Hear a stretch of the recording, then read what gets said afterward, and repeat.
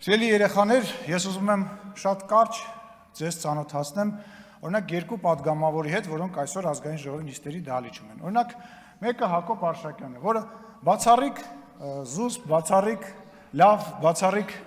չկոռումպացված եւ լավ անձնավորություն է, եւ երկրորդ անձնավորությունը ուզում եմ ծանոթացնեմ Երևանի նախկին քաղաքապետ Տարոն Մարգարյանին,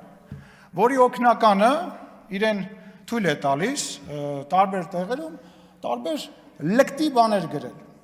Օրինակ, քիչ առաջ գրել է, որ տոնածառը զարդարում են թանկ խանութից եւ մեկնաբանել է լափել միջև վերջ ալեն։ Հիմա ես ինչ եմ առաջարկում։ Ես առաջարկում եմ Տարոն Մարգարյանը իր օգնականին վերցնի ու գնա իրան ստուն, որպեսզի իր օգնականը տենա լափելը որն է ալնում։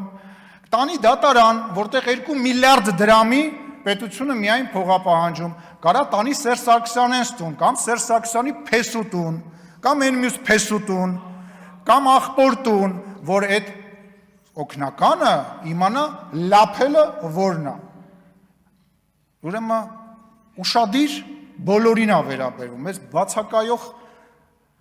Հայաստան դաշինքին, պույին, այն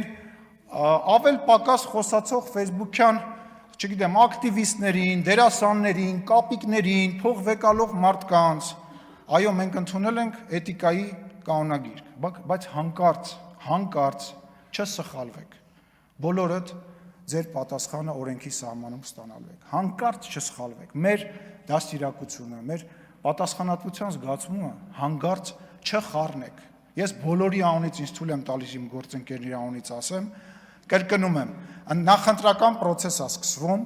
հանկարծ չսխալվեք։